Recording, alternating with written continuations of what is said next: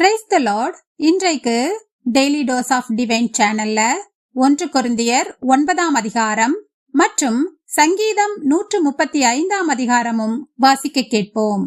கர்த்தாவே, உம்முடைய வேதத்தில் உள்ள அதிசயங்களை பார்க்கும்படிக்கு எங்கள் இருதயத்தின் கண்களை திறந்தருளும் சுவாமி.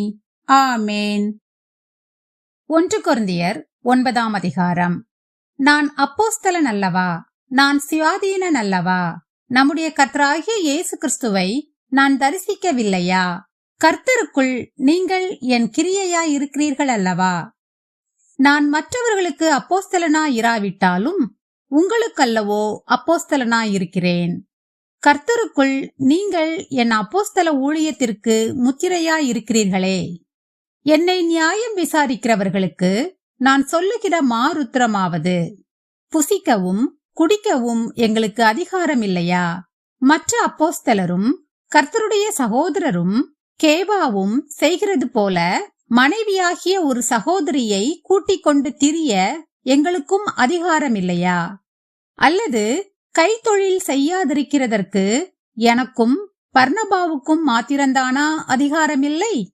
எவன் தன் சொந்த பணத்தை செலவழித்து தண்டிலே சேவகம் பண்ணுவான்? எவன் திராட்சை தோட்டத்தை உண்டாக்கி அதன் கனியில் புசியாதிருப்பான்? எவன் மந்தையை மேய்த்து அதன் பாலை சாப்பிடாதிருப்பான்? இவைகளை மனுஷர் வழக்கத்தின்படி சொல்லுகிறேனோ? நியாயப்பிரமாணமும் இவைகளை சொல்லுகிறதில்லையா?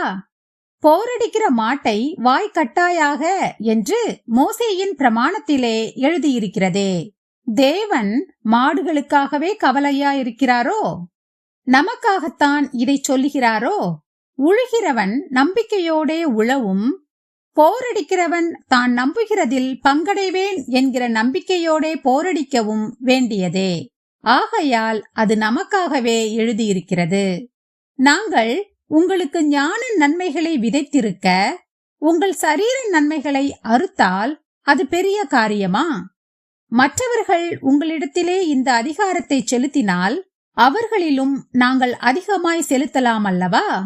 அப்படி இருந்தும் கிறிஸ்துவின் சுவிசேஷத்திற்கு யாதொரு தடையும் உண்டாகாதபடிக்கு நாங்கள் இந்த அதிகாரத்தை செலுத்தாமல் எல்லா பாடும் படுகிறோம். ஆசாரிய ஊழியம் செய்கிறவர்கள் தேவாலயத்திற்குரியவைகளில் புசிக்கிறார்கள் என்றும், பலிபீடத்தை அடுத்து பணிவிடை செய்கிறவர்களுக்கு பலிபீடத்தில் உள்ளவைகளில் பங்கு உண்டென்றும் அறியீர்களா?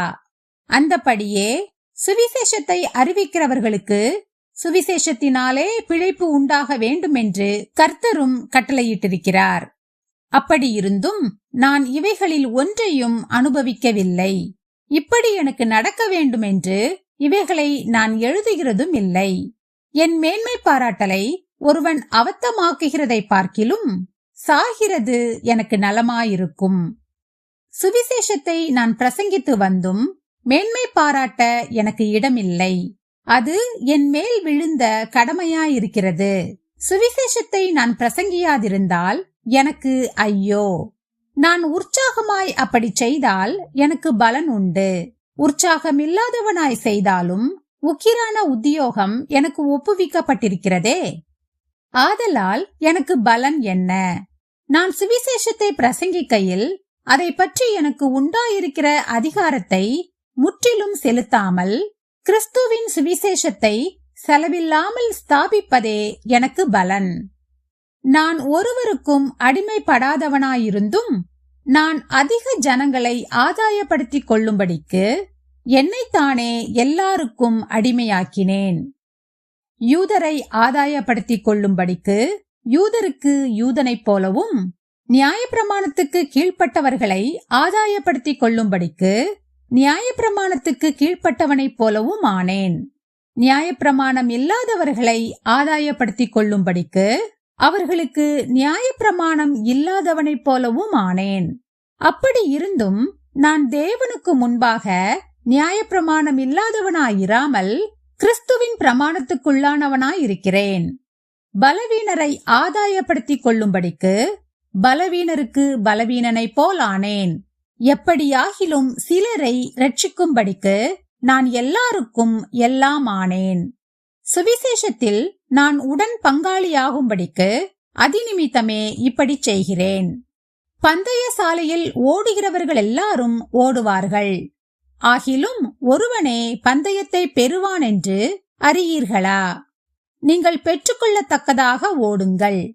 பந்தயத்திற்கு போராடுகிற யாவரும் எல்லாவற்றிலேயும் இச்சையடக்கமாயிருப்பார்கள். அவர்கள் அழிவுள்ள கிரீடத்தை பெறும்படிக்கு அப்படி செய்கிறார்கள். நாமோ அழிவில்லாத கிரீடத்தை பெறும்படிக்கு அப்படி செய்கிறோம். ஆதலால் நான் நிச்சயமில்லாதவனாக ஓடேன், ஆகாயத்தை அடிக்கிறவனாக சிலம்பம் பண்ணேன். மற்றவர்களுக்கு பிரசங்கம் பண்ணுகிற நான் தானே ஆகாதவனாய் போகாத படிக்கு என் சரீரத்தை ஒடுக்கி கீழ்ப்படுத்துகிறேன். சங்கீதம் 135 அதிகாரம். அல்லேலூயா, கர்த்தருடைய நாமத்தை துதியுங்கள். கர்த்தரின் ஊழியக்காரரே துதியுங்கள். கர்த்தருடைய வீட்டிலும் நமது தேவனுடைய ஆலய பிரகாரங்களிலும் நிற்கிறவர்களே கர்த்தரை துதியுங்கள். கர்த்தர் நல்லவர், அவருடைய நாமத்தை கீர்த்தனம் பண்ணுங்கள், அது இன்பமானது.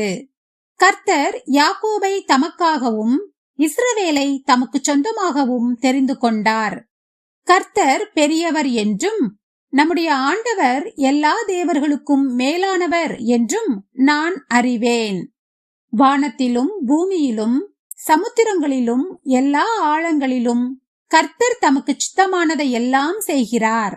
அவர் பூமியின் கடையாந்தரங்களிலிருந்து மேகங்களை எழும்ப பண்ணி மழையுடன் மின்னலையும் உண்டாக்கி காற்றை தமது பண்டசாலைகளிலிருந்து புறப்பட பண்ணுகிறார்.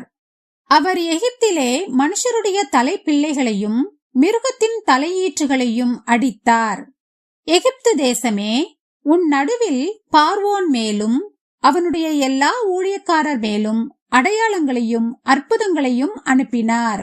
அவர் அநேகம் ஜாதிகளை அடித்து பலத்த ராஜாக்களை கொன்று எமோரியரின் ராஜாவாகிய சீகோனையும் பாசானின் ராஜாவாகிய ஓகையும் கானானின் சகல ராஜ்யங்களையும் அழித்து அவர்கள் தேசத்தை தம்முடைய ஜனமாகிய இஸ்ரவேலுக்கு சுதந்திரமாக கொடுத்தார். கர்த்தாவே, உம்முடைய நாமம் என்றைக்கும் உள்ளது. கர்த்தாவே, உம்முடைய பிரஸ்தாபம் தலைமுறை தலைமுறைக்கும் இருக்கும். கர்த்தர் தம்முடைய ஜனத்தின் நியாயத்தை விசாரித்து தம்முடைய ஊழியக்காரர் மேல் பரிதாபப்படுவார். அஞ்ஞானிகளுடைய விக்கிரகங்கள் வெள்ளியும் பொன்னும் மனுஷருடைய கைவேலையுமாயிருக்கிறது. அவைகளுக்கு வாயிருந்தும் பேசாது, அவைகளுக்கு கண்கள் இருந்தும் காணாது, அவைகளுக்கு காதுகள் இருந்தும் கேளாது, அவைகளுடைய வாயிலே சுவாசமும் இல்லை. அவைகளை பண்ணுகிறவர்களும் அவைகளை நம்புகிறவர்கள் யாவரும் அவைகளைப் போல் இருக்கிறார்கள். இஸ்ரவேல் குடும்பத்தாரே, கர்த்தரை ஸ்தோத்தரியுங்கள். ஆரோன் குடும்பத்தாரே, கர்த்தரை ஸ்தோத்தரியுங்கள். லேவி குடும்பத்தாரே, கர்த்தரை ஸ்தோத்தரியுங்கள். கர்த்தருக்கு பயந்தவர்களே, கர்த்தரை ஸ்தோத்தரியுங்கள். எருசலேமில் வாசம் பண்ணுகிற கர்த்தருக்கு சீயோனிலிருந்து ஸ்தோத்திரம் உண்டாவதாக. அல்லேலூயா, ஆமேன். நாம் ஜெபிப்போம். அன்புள்ள இயேசு சுவாமி, இந்த அருமையான காலை வேளையை தந்ததற்காக உமக்கு கொடானு கொடி நன்றி ஏசப்பா. எத்தனையோ பேருக்கு இல்லாத ஸ்லாக்கியத்தையும் பாக்கியத்தையும் அற்ப பாவிகளும் தூசுகளுமாகிய எங்களுக்கு தந்தீரே, அதற்காக உமக்கு நன்றி ஏசப்பா. இந்த நாளையும் உம்முடைய கரத்திலே ஒப்பு கொடுத்து விடுகிறோம். இந்த நாள் முழுவதிலும் நாங்கள் செய்ய போகிற ஒவ்வொரு காரியங்களையும் நீங்க ஆசீர்வதிங்க, காத்து கொள்ளுங்க, பலப்படுத்துங்க. இயேசு கிறிஸ்துவின் மூலமாக ஜெபம் கேளும் எங்கள் ஜீவனுள்ள நல்ல பிதாவே, ஆமேன். என் ஆத்துமாவே கர்த்தரை ஸ்தோத்திரி, என் முழு உள்ளமே அவருடைய பரிசுத்த நாமத்தை ஸ்தோத்திரி.